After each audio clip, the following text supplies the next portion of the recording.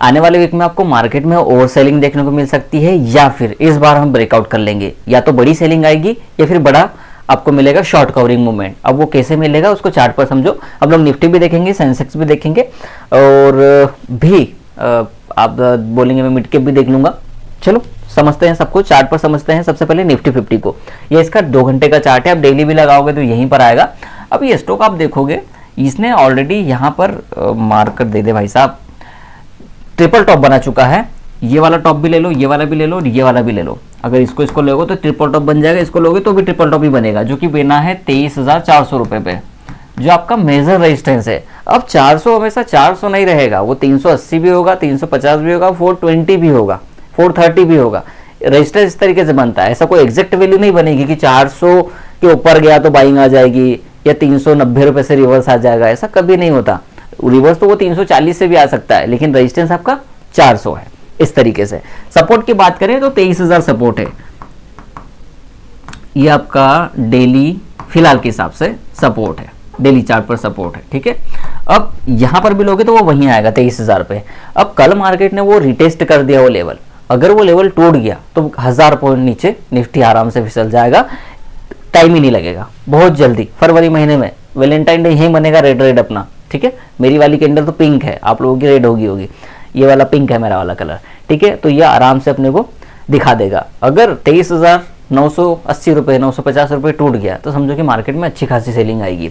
लेकिन अगर वहीं पर 23,400 का लेवल निकाल देता है मार्केट, सस्टेन कर लेता है 1-2 दिन, तो वो फिर आप जाओगे सीधे आप 800 रुपए से लेके 24,000 रुपए तक लेके जाएगा। मतलब 23,800 से लेके 24,000 कहाँ, ये देखो इस चार्ट पर देख लो।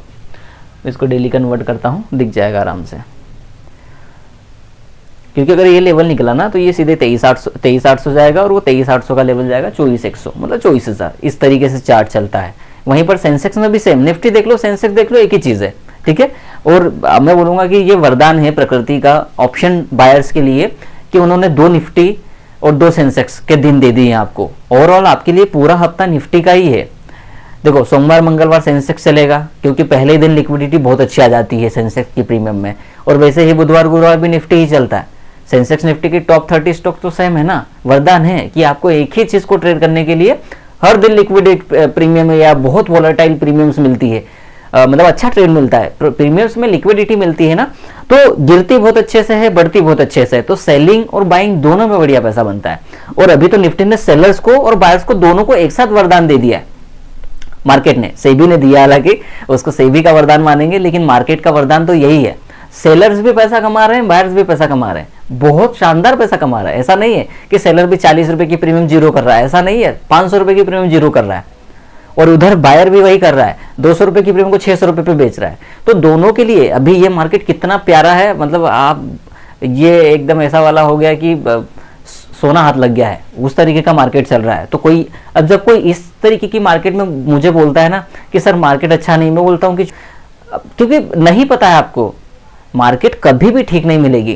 किस दिन ऐसा हुआ, मतलब मैं बताता हूं कि कौन सा ऐसा फेस हुआ जहां पर आपने करोड़ों रुपए कमा लिया या लाखों रुपए कमा लिया। ऐसा कभी नहीं हुआ होगा कि पॉजिटिव मार्केट में आपने 1 करोड़ रुपए कमा लिया था और नेगेटिव मार्केट में आपका नुकसान ही होते जा रहा है, ऐसा नहीं हो रहा होगा। आप बेवकूफ हैं, आप समझिए अपनी बेवकूफी को। चलो अब यहाँ पर जब हम ट्रेंड लाइन भी लगाएंगे ना, तो वो सेंसेक्स में बात कर रहे हैं हम लोग, तो वो ट्रेंड लाइन यहीं पर ब्रेक हो जाएगी। कहाँ पर, 77,300 पे। वो जैसी ब्रेक होगी तो पहला ट्रेड आपको मिल जाएगा 78,300, मतलब 1000 रुपए वहां से ऊपर, और ऊपर वाला फिर आपको 80,000 पे लेके जाएगा। देखो ये ब्रेकआउट मिलेगा तो ये वाला स्विंग आएगा। चलो मैं समझा देता हूँ उसको चार्ट पे। देखो ये आपका ब्रेकआउट मिला तो पहला स्विंग है ये, दूसरा ये, और अगर 80,000 रुपए निकला तो फिर ये 82,000 भी लेके जाएगा आपको।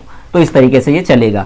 यही मैं कह रहा हूँ कि बहुत अच्छा मूवमेंट ऊपर भी मिल सकता है अगर सस्टेन कर देता है सपोर्ट पर। मुझे लगता नहीं है जिस तरीके से मार्केट है, लेकिन आगे बजट है ना, इसलिए हम लोग थोड़ा सा वेट कर रहे हैं कि बजट में अगर कुछ बहुत अच्छा आ गया, बहुत ही पॉजिटिव आ गई, तो एक अच्छा अपने लिए हो सकता है।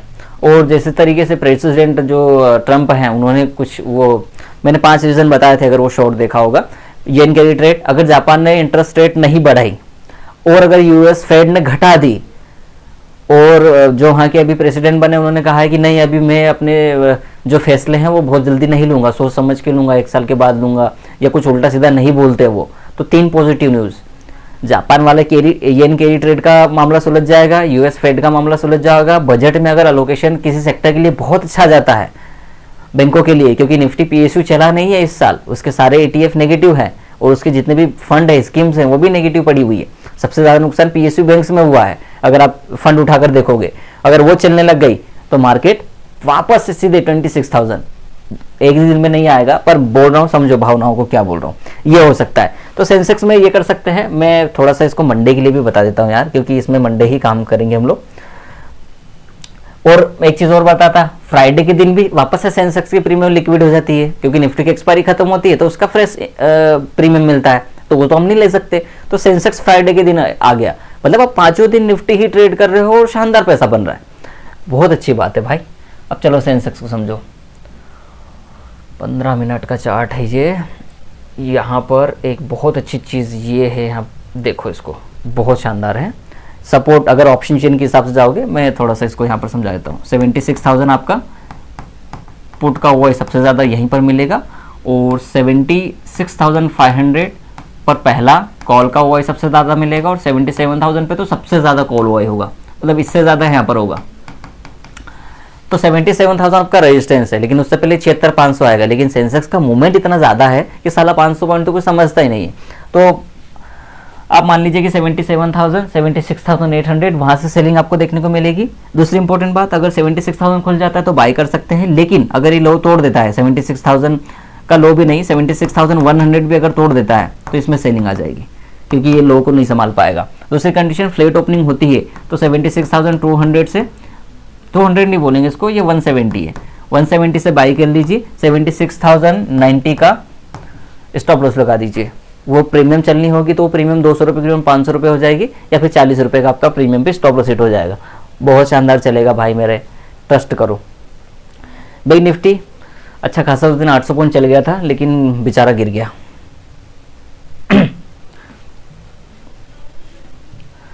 मैं क्या बताऊं इसमें,